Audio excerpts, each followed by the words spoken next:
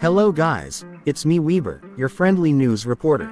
Campfire Cooking in Another World Season 2 revealed a new teaser visual, this time featuring Dora-chan. Studio MAPPA is animating, with Kiyoshi Matsuda returning to direct.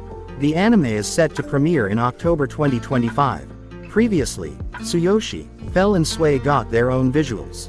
Ayumu Murase recently joined the cast as Dora-chan, and you can see the character's new visual here. The story of the anime is, when a magical realm looks to summon heroes, they're sorely disappointed to end up with a mediocre salaryman.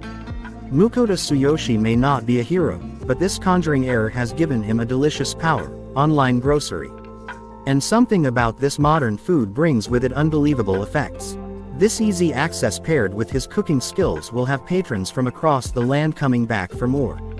Well, that's it for today folks, hope you like this news, thanks for watching, see you in the next one.